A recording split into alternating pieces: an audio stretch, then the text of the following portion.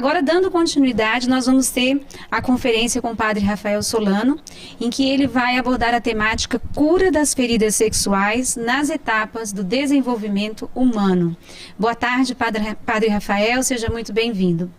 Boa tarde, Fabiana Zambuja, boa tarde a toda a equipe de produção da Canção Nova, através deste belíssimo serviço que estão prestando para o nosso seminário. Quero verdadeiramente agradecer ao doutor professor Eurico, que é uma delícia ouvir gente sábia, né? A sua sabedoria, e especialmente num tema tão especial como a ética, envolvendo todo o processo do desenvolvimento na vida intrauterina e também na dimensão obstétrica. Muito obrigado, doutor Eurico. Me enriqueceu muito e sei que também aos participantes que estão se comunicando com o nosso chat frequentemente, fez muito bem para todos nós. Não posso deixar de cumprimentar a enorme quantidade de pessoas, de grupos.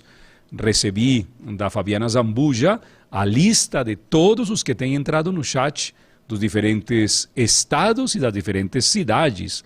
Assis, São Paulo, de muitas cidades do Paraná, especialmente da cidade mais linda do Paraná, Londrina, a cidade mais bonita de todo o Paraná, de Curitiba, de Fortaleza, que coisa linda, de Belém do Pará, de São Paulo capital e de muitas outras cidades de São Paulo, de Apucarana no Paraná, do Portal do Paranapanema, do Piauí, de Brusque, Santa Catarina, uma cidade lindíssima, Brusque, de Joinville, que é cidade verdadeiramente bela, é Joinville, não? Planaltina, João Pessoa, que bom, do Rio de Janeiro, capital, de Anápolis, em Goiás, de Guarapuava, no Paraná, de BH, Minas Gerais, de Cambé, no Paraná, de Tubarão, de Viçosa, em Minas Gerais, de Xanxerê, Santa Catarina, do Rio Grande do Sul, de São José, em Santa Catarina, de São Francisco, em Minas Gerais, e de Oliveira, em Minas Gerais. Que coisa linda, um abraço bem grande. Estão aí neste momento ligados a nós através do YouTube, o canal que chega a toda a família e a tantas pessoas. A proposta que Fabiana Zambuja, juntamente com o grupo de famílias novas, me fez para este momento é avaliarmos no desenvolvimento humano algumas feridas sexuais, algumas situações que podem envolver a nossa realidade pessoal.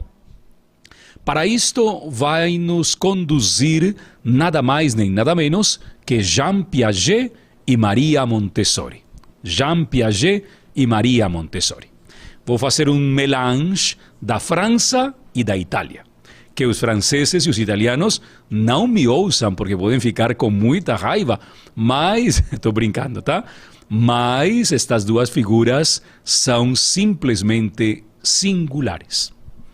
Maria Montessori, que conhece muito bem o desenvolvimento dos trabalhos realizados no mundo sensível, quando aborda o tema da sexualidade, o faz com duas vertentes muito particulares. Em primeiro lugar, toda a dimensão visual. Quando você trabalha o interior da sua vida à luz da visualização, você apreende e na hora do aprendizado, você é capaz de tomar consciência daquilo que você está observando. Por isso, a observação nos torna a todos e a todas cada vez mais sensíveis. A criança inicia um processo de descoberta do sexual e do sexuado a partir da observação. Maria Montessori tem uma obra lindíssima. Eu penso que das obras de Maria Montessori que mais tem me ajudado na vida, trovare il bello, encontrar as coisas belas. O conceito de beleza, como vimos numa outra conferência, à luz da corporeidade. Então, a criança começa a perceber que há outros belos, outras belas. E se deixa encantar por isso. É a fascinação cromática. Eu me lembro que de criança eu gostava muito de uma cor que em espanhol se diz sapote. Em português seria mais ou menos um marrom laranja, imagino eu. Na minha infância, a cor sapote, esse marrom, essa cor laranja suave, me atraía profundamente, me chamava a atenção. Ao ponto de que eu pensava que as coisas mais belas do mundo tinham sempre a ver com essa cor marrom. Cada um de nós vai identificando e vai apreciando a beleza do sensível. E aqui, na sexualidade, diz Maria Montessori, emergem elementos de observação vitais.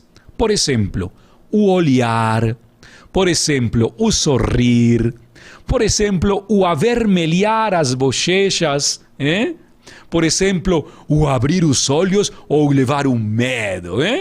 Montessori diz, em toda esta fase, a sexualidade se deixa conquistar, por assim dizê-lo, à luz da observação. Tá?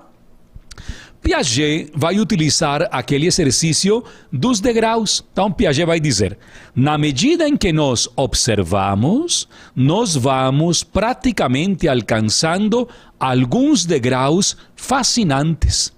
Parecia-se como se Piaget tivesse participado daquele belíssimo filme dos anos 50, O Maravilhoso Mundo de Oz, Alice no País das Maravilhas. Impressionante. E Piaget diz, na medida em que Alice vai entrando no sono, o sono vai conquistando em Alice uma capacidade impressionante de relacionamentos. Olha que coisa linda, A grande diferença entre Alice e Peter Pan é que Alice estabelece relacionamentos comunicativos. O diálogo mais lindo que eu já vi na minha vida é Alice falando com o coelho que sempre está feliz falando do tempo. A última pergunta de Alice, por que correr tanto se podemos viver a cada momento coisas belas? Que coisa linda, Piaget e Montessori se encontram nessa dinâmica. E é aí onde muitos de nós temos sérios problemas na nossa sexualidade. Isso se dá por volta dos 5, dos 6, 7 aninhos. Dependendo muito do ambiente no qual nós estamos, se a nossa observação é bem trabalhada, nós não teremos dificuldade. Mas se a nossa observação é perturbada, nós entraremos no mundo do morboso. Aquilo que é mórbido no sexual. A morbosidade sexual é quando você coloca aquilo que popularmente nós chamamos de duplo sentido. Impressionante, não? Então você, às vezes, vê que a criança está descobrindo o mundo e chega a você como adulto, uau! E cria uma fantasia dizendo ou que isso é proibido, ou que isso não é bom, ou que isso faz mal. A visão negativista, dirá Maria Montessori, aniquila a capacidade da pessoa observar com beleza. Então, por exemplo, para muitas pessoas, o primeiro choque brutal da sua sexualidade foi quando viu seus pais tendo uma relação sexual em casa. A pessoa se disturbou ao ponto de não querer tocar no assunto e nem muito menos de querer saber o que estava acontecendo ali. Piaget e Montessori dizem que essa situação, se não é dialogada imediatamente com a clareza da observação, podemos perder a possibilidade de manter a inocência no infante. Então, por exemplo, um pai e uma mãe que percebem que a sua filha ou seu filho, depois dos 5 anos, 6 anos, torna-se muito curioso e quer conhecer tudo, imediatamente podem sentar-se com ele e dialogar. Conta para nós, que é o que mais está te chamando a atenção? né? Então, por exemplo, eu me lembro muito bem, eu tinha uns 13 anos, meu irmão do meio tinha 10 anos ou 12 anos e o mais novo tinha 5 anos. E fomos convidados a um casamento, né? Meu pai, minha mãe e nós três. Estávamos todos aí numa igreja na Colômbia, tá? E meu irmão mais novo, que sempre foi o mais criador de todos e o mais curioso, na hora em que estava entrando a noiva e o noivo, olhou para meus pais e perguntou: vocês ainda têm sexo? Claro, isso numa igreja e na voz do meu irmão e no ambiente no qual estávamos, isso não somente causou vermelhão no rosto, senão também a beleza da pergunta colocada. Meu irmão deve ter feito esta ligação. Ela está entrando de noiva, ele está lá no altar esperando, eu acho que vai ter alguma coisa sexual aqui, né? Então, a experiência vai nos dando a possibilidade para não corromper essa curiosidade, que é uma curiosidade sadia. Sadia. A forma como minha mãe e meu pai reagiram foi algo lindíssimo. Qualquer um poderia ter abaixado a cabeça do meu irmão ou a mão e ter dito: olha, isso não se pergunta numa igreja, blá, blá, blá. Não. A mãe se abaixou até o meu irmão e disse com essa simplicidade dela: vamos falar em casa sobre isso. Que bom que você perguntou. E meu irmão: não mais me diga. Não, falamos em casa. Aqui na igreja não. Pronto. Quando chegaram em casa, imagino que a mãe deve ter encontrado alguma forma para falar para meu irmão sobre isso. O importante foi que não houve escândalo. Ninguém de nós se escandalizou, só sorrimos todos. Os outros 4 ficamos rindo. Eu porque estava na puberdade, Afonso porque era mais criança ainda, meu pai porque não sabia o que dizer e minha mãe nessa situação de um casamento, não? Então, são coisas que acontecem. Se nós damos esse grande avanço na formação das crianças, sem escandalizá-las, sem causar nenhum tipo de ruborização, a criança vai ficar muito mais do que agradecida, né? Essas feridas podem ver e podem ser vistas desde diferentes ângulos. Eu gosto muito quando Sêneca fala abertamente do termo ferida como algo que nos vai dando a possibilidade de ir nos curando interiormente. Os gregos nunca trataram o termo feros de forma tão negativa como nós latinos tratamos. Nós sempre vemos a ferida como algo que afunda e que está ensanguentado. Sêneca diz: por trás de cada ferida sempre há uma recuperação. Sempre há um novo tecido, sempre há uma nova forma de entender isso, tá? Com esse pressuposto, eu passo a um segundo elemento que vai nos dar as condições e, ao mesmo tempo, as preocupações. A criança, o adolescente hoje, não tem mais aquele controle que nós, dos anos 80, tínhamos. O doutor Eurico falava muito bem agora sobre os princípios éticos. A criança do século XXI, o adolescente do século XXI, tem um mundo aberto e cheio de abas. Como eu gosto da tradução do termo aba, janela. Mas é uma janela imensa.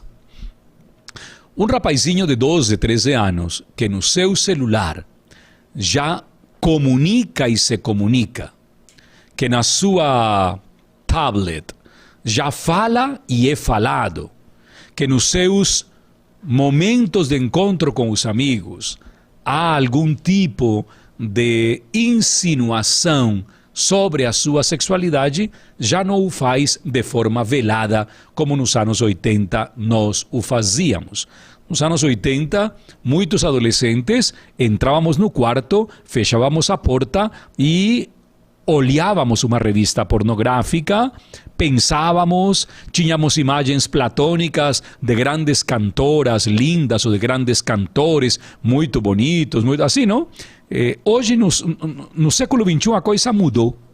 A imagem se tornou cada vez mais próxima. E aqui há uma ferida muito forte nessa passagem da adolescência para a juventude. A pornografia online. Este é um tema que vai ser abordado no seminário, mas eu gostaria já tratar com vocês esta séria preocupação e esta dor que nos abre a todos a uma aba imensa do sexo online.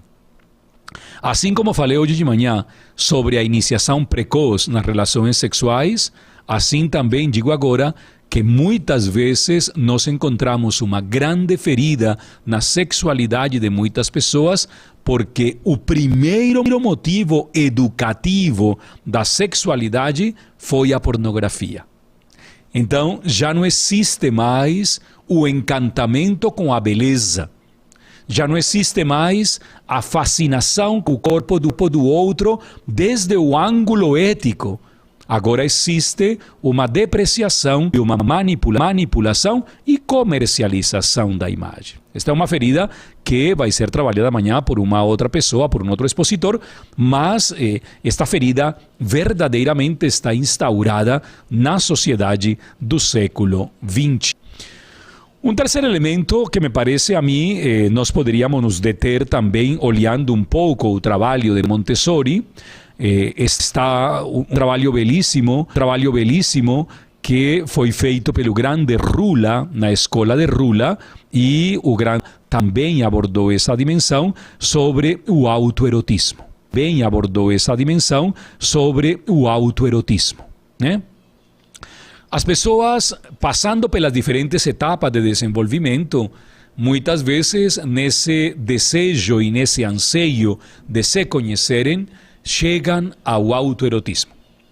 O autoerotismo pode ser encarado desde cinco vertentes, não?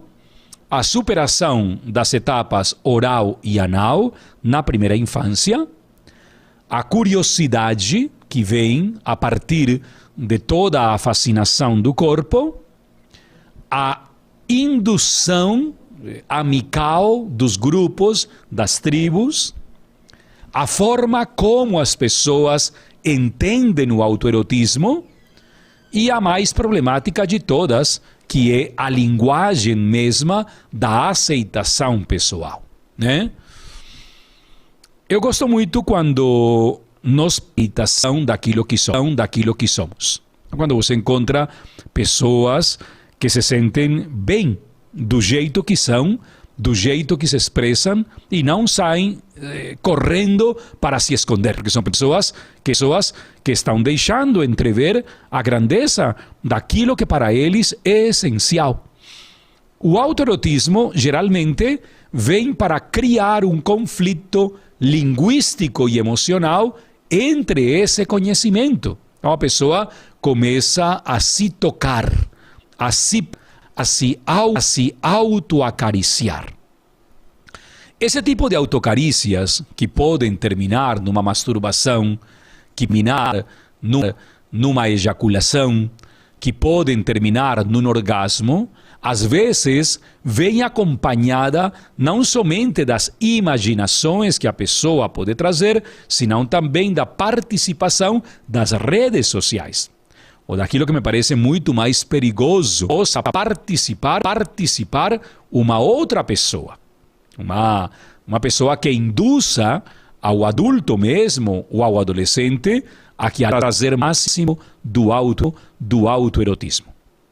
Ivan Fušek, um excelente jesuíta, uma pessoa que trabalhou profundamente a dimensão da sexualidade como uma chamada ao amor, João Paulo II, numa das suas catequeses, utiliza todo o projeto de Ivan Fušek sobre este apelo ao amor. Ivan Fušek fez umas experimentações valiosíssimas. Eu segui de perto, era aluno do mestrado, no qual era professor, segui de perto o processo, não? Então, uma vez, uma das revistas de maior circulação na Veja apresentou as pesquisas científicas de Ivan Fušek. O cérebro vai se encantando por esse tipo de imagens. E na sua maleabilidade, o cérebro vai necessitando praticamente desse alimento, dessa informação para poder alcançar essa experiência altíssima de erotismo, né? Então, quando você alimenta todo o eros da sua vida, que pode ser alimentado com o belo, com um erotismo sarcástico, diga-se de passagem, porque todas as imagens pornográficas são imagens sarcásticas. Eu até hoje não vi uma imagem pornográfica exposta numa rua. É muito difícil você ver. Mas quando um outdoor propõe uma fascinação do morboso, do agressivo sexual, sempre o fazem com sarcasmo. Até mesmo na arte cinematográfica, quando não é um filme pornô. Você assiste e tem imagens implicitamente pornográficas. Não é um filme pornográfico, estou dizendo. Mas a imagem está ali. E a fascinação por essa imagem pode criar esse desejo e esse alimento. Tem muitas pessoas que durante toda a jornada se deleitam com imagem pornográfica sem necessidade de acudir a um ato masturbatório ou a um desejo próprio do seu autoerotismo. Se alimentam disto. Aqui para mim está o maior problema. A carência se abre e você alimenta essa carência com esse tipo de alimento que vai lhe trazer uma intoxicação total. Vou abrir um parêntese aqui, lembrando o trabalho de Fushek. Fushek dizia para nós, 2 fatores destroem por inteiro a fascinação da corporeidade. Uma, pensar que as imagens que a pornografia apresenta são reais e que você pode ter a mesma figura desse ator ou dessa atriz. Isso imediatamente irrompe no seu inconsciente e você acaba pensando que essa possibilidade pode ser real e concreta no seu relacionamento. E em segundo lugar, um dia essas imagens se tornam tão tóxicas, que a pessoa verdadeiramente vira insaciável da imagem pornográfica em si. Que muitos adolescentes que fazem parte dos nossos grupos, de muitos casais que fazem parte das pastorais, que alimentam a sua fascinação pelo outro a partir do autoerotismo. O autoerotismo sempre termina e terminará sendo tóxico. Não há nenhuma atitude autoerótica que possa verdadeiramente trazer uma liberdade ontológica dentro da qual você diga, puxa vida, me realizei como pessoa. Não, porque falta o complemento. Por isso o magistério da igreja fala de que todo ato de masturbação é um ato em si mesmo intrinsecamente mau. Porque ele procura uma única coisa, o seu prazer pessoal. Tá? Vamos para o quarto elemento que me parece mais forte e ao mesmo tempo mais exigente dentro da formação da juventude adulta. Vou me referir a uma ferida que, além de fazer doer o coração das pessoas, deixa algumas pegadas muito profundas, não? A prostituição. O self-service sex. As nossas ruas e avenidas, onde as pessoas expõem o seu corpo e são compradas. Hoje, os famosos dispositivos sexuais para chamar uma pessoa para que venha trazer prazer a você. O problema gravíssimo do turismo sexual, que cada vez aumenta mais no mundo, não é um mistério para ninguém, mas muitas pessoas contratam aquilo que vulgarmente se diz jovem de programa para que saia com você e lhe faça um momento prazeroso. A prostituição não é um trabalho humano. A prostituição é uma ferida marcante na civilização humana. Ter que vender o meu corpo para poder oferecer prazer a outra pessoa me torna cada vez mais indigno. E também pode tornar-se uma forma de sustento emocional, porque vou criando cada vez mais redes e redes de serviços, e porque, infelizmente, jamais chegarei a um momento pleno da minha experiência sexual. Tanto aquele que oferece os serviços, como aquele que adquire os serviços. Há situações que causam profunda dor e sempre me levam a pensar como é possível que a humanidade sustente com o nome de trabalhador sexual alguém que tem que vender o seu corpo para obter o benefício econômico. A sociedade está ferida nesse pansexualismo absurdo que cada vez mais nos consumimos. Nós, na América Latina, temos toda a estrutura comercial dos motéis. Nós sabemos que na América Latina o motel é um espaço no qual muitos homens e mulheres desenvolvem uma atividade sexual constante. Alguns dizem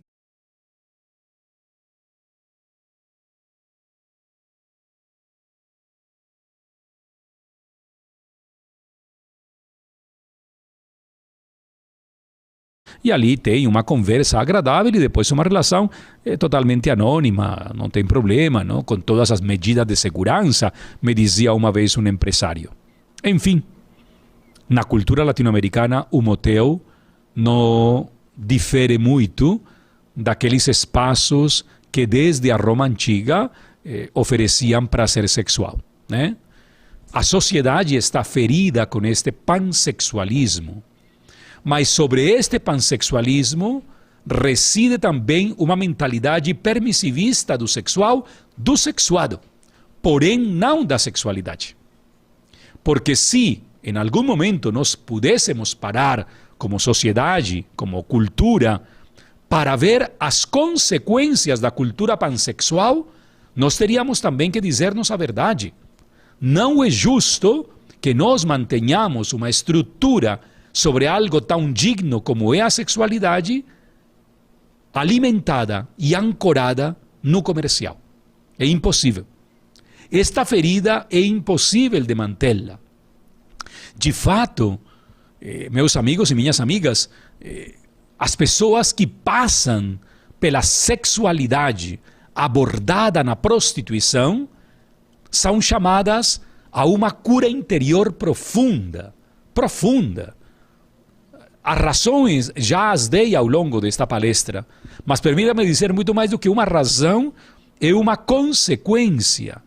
Se todos nós somos feitos à imagem e semelhança do Criador, tornar alguém objeto do meu prazer significa eliminar as relações com o próprio Criador, que quer o melhor tanto para ela quanto para mim.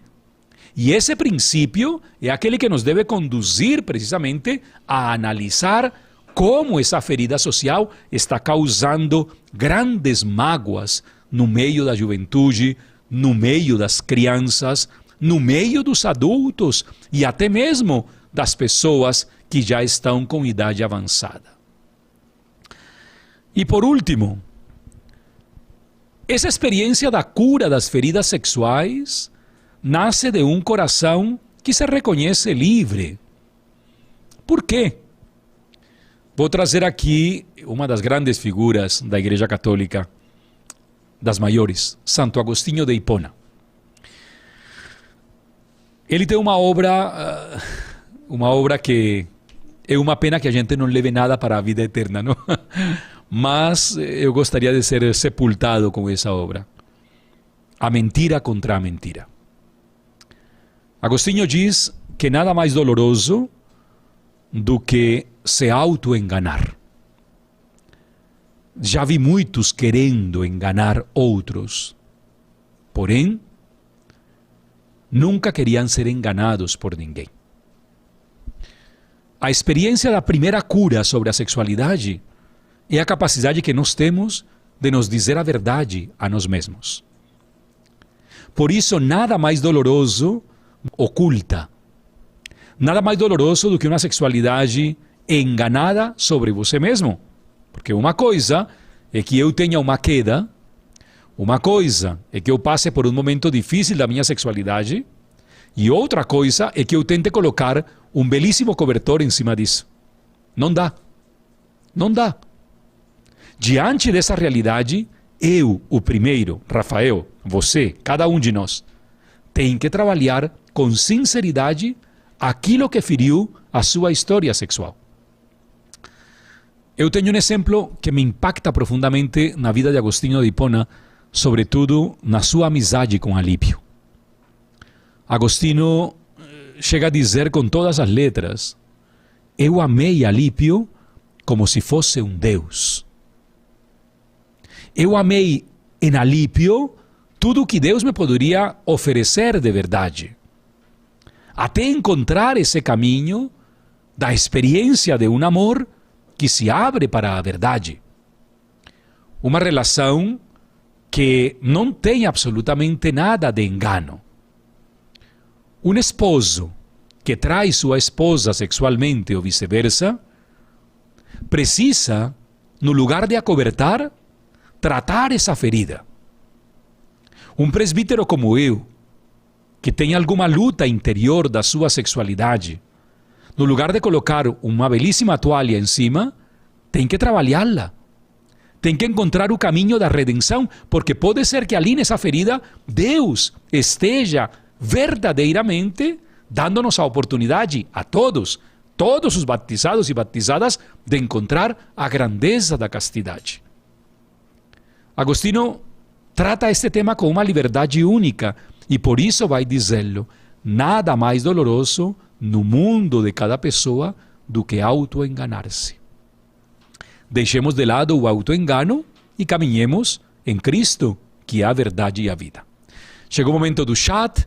Por favor, mande as suas perguntas. Eu estou aqui, disponível, para estes últimos minutos, juntos, encontrarmos um caminho do diálogo. Obrigado pela atenção.